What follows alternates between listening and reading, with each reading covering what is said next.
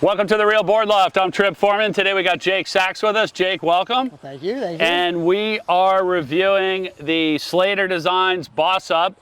This board is a 7.0 by 20 and 7/16, 2 and 15/16, 44.3 liters.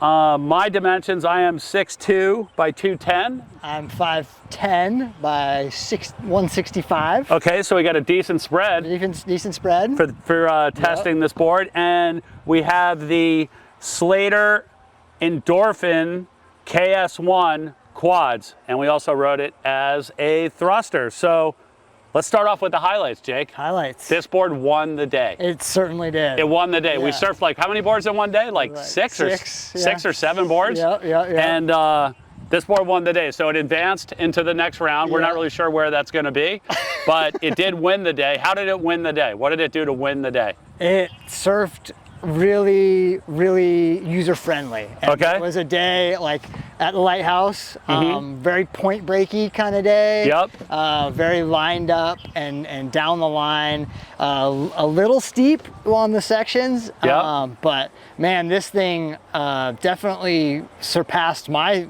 expectations as far as how well it surfed, as like how well you could rip it. You know? Okay. Like I was expecting, looking at it, and even like going down to the beach with it, people were like, "Oh, it's kind of small, a small day for a step up." And Right. Like with the round tail, with the narrowness of the board, everyone was kind of like, "Oh, it kind of looks like a step up," but it performed like a shortboard, almost like a big shortboard. Yep. And it rode small waves great. It paddled like a mid-length. I thought that it surfed smaller than it was. You know, Okay. Yep. Almost surfed.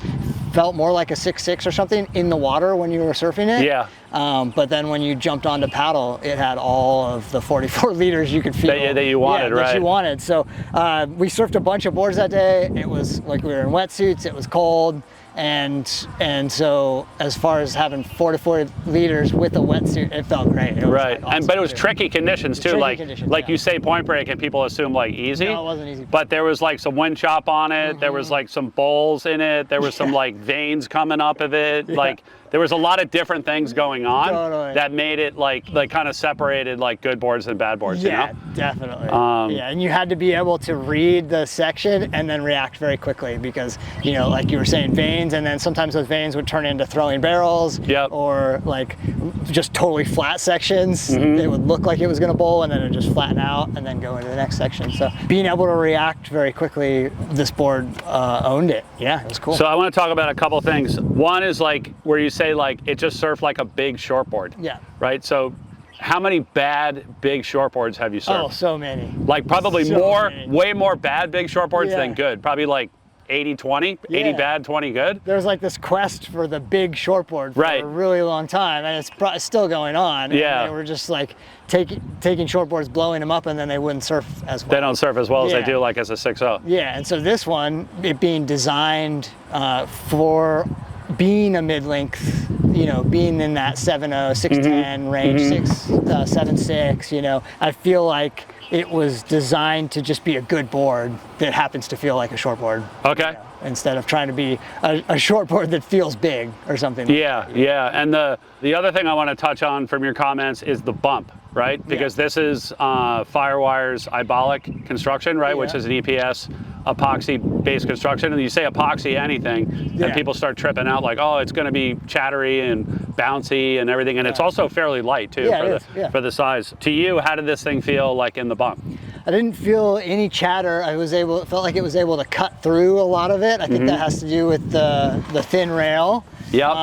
And the construction, you know, the way that they've engineered this flex construction, it doesn't feel like it slaps the water. Yep. It definitely has good weight to it for surfing, you know, good even flex and good weight. So I think they nailed that, you know, that EPS epoxy feel that people are so worried about. This Ibolic construction really it's good, yeah. And then I think when you look at this thing, obviously like the narrowness and then the rounded pin like jumps out, right? But then when you start feeling it, like this spine running down the center of the board, that's got to help a little bit as well, like with just keeping the board attached, you know? Yeah. But also like rolling it through the turns. Like having a narrower board, like with this spine running down the center, which is like, when you look at it, is raised way beyond like where the rails are, with like a subtle concave in between that and the rail. The like this thing, the narrowness, and then that rock off of the center line, like, made it really easy to get the thing on rail and generate speed. Absolutely, yeah. Throws it right on rail, and then I feel like the quad really is, you know, good for that as also. You know, throws it onto the quad. Yep.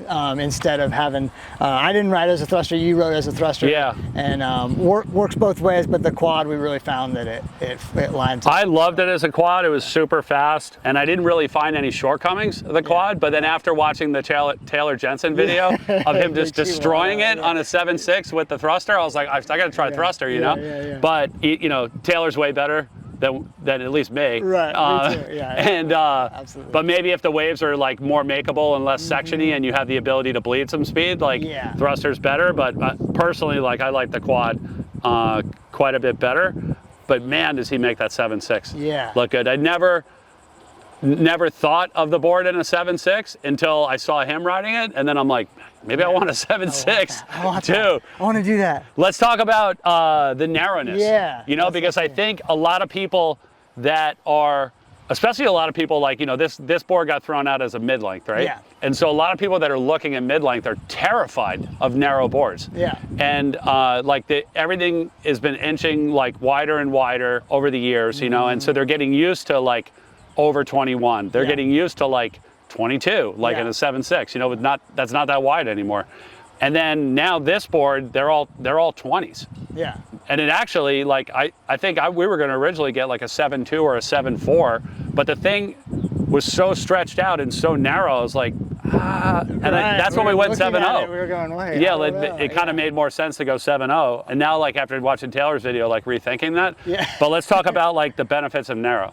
Yeah, I mean, really, if you have the paddle power and the volume elsewhere for paddability, it's like you don't need the width as much. And then having it be narrow fits into a pocket a whole lot better. Yep. You know, you're not getting caught up, especially if it's like it was when we were out, like weird barrels, like where it throws all of a sudden, or just steep sections or late drops or anything like that. Especially the narrowness up here was really nice, because you could, when you were paddling it, it felt like you're paddling a shortboard nose. And so when you're dropping in, you're not catching anything. The water just sheds off the rail very nicely, and you know, having it narrow keeps it just from catching anything. The benefits of narrow that I've always found, like I've always found mentally, like you convince yourself that you're going away from it. Right. But when you go back to it, immediately I noticed like how much faster the board goes on rail, and how much more speed you can generate going rail to rail. Yeah. And then specifically backside, like how much faster you can get down the line. I mean, obviously front side for anything, but backside, like you're not falling to the bottom of the wave and getting lipped, because you can get it on rail and just go and make that section and like generate speed. Like so all of those things benefit. But even in like small waves, like I rode this thing a few times like up here near the shop. Yeah. One of them was actually with Jeffrey, and there was like this outside wave that then peeled all the way to these like little mini ones on the inside, and like the inside section was like this big. Right. You know, and it's still going, and you're still like pumping the board and generating speed and doing turns and stuff, which again, like looking at this thing, because it does look like a bigger wave step up, like you're not expecting it to perform in small waves. Totally. But it's got that like high performance edge to edge pump that you have off of like a 6.0, but in a 7.0, like, you know, shape. Yeah, I was really surprised with that same thing of just being able to like fit it and maneuver into really, really small little sections. Yeah. It seemed like you wouldn't be able to do anything with. So the you know, the other thing we touched on, like it is a, you know, thrown out there as a mid-length, you know, but it's not like your single fin glider, right? And I think a lot of people, like after like the mid-length thing being as big as it's been for a number of years, like everything starts to cycle, you know? And eventually you get like tired of just going straight and posing and like Egyptian kind of hieroglyphicing. It's not just like a pointed and you want to actually start doing turns again. And then this is like a good place to go to, you know, because it does have the paddle of your 7.0 mid, but it just has like the turning is like crazy. Yeah. On this board. Yeah. Another thing that we were talking about too, is where it might fit, is that quest for a short board for someone stepping down from a mid-length. Yep. You know, and oftentimes we see women trying to find that short board performance, stepping down from something like a Christensen or even a longboard, and I feel like this could be a really good fit for that as well, because it's narrower. It's not going to be like some big old mid-length or wide fat shortboard. It's narrower and it maneuvers really well, but it has the the stability and everything of a 7.0 of 44 That's like liters. the golden ticket, like for smaller frame surfers, like whether they're women or men, or like Groms or whatever coming up, like is not having the board be too wide. Right. So if your board is so wide, and like women specifically, but like again also like smaller guys, if your board's so wide that you're having to hip it in order to carry it, like your arm actually doesn't get around the board. Like let's say your arm only reaches here. That obviously it's like inconvenient, right? But what that also translates to is that board's going to be too wide for you to lay on it and then have the break point of your shoulder be at the rail of the board and get that full arm paddle, right? So then the next break point is your elbow, and you're doing these like little T-Rex paddles, and you're not really, you're not really going anywhere. So whenever we're working with smaller frame surfers in the loft, we're always like, hey, throw this thing under your arm. I want to see like if you could actually hold it underneath your arm, So if you could put it underneath your arm, that's a good, and it actually fits there. I got like gigantic arms, so this one obviously fits. But if you were shorter and it didn't fit on a wider board, this board probably would.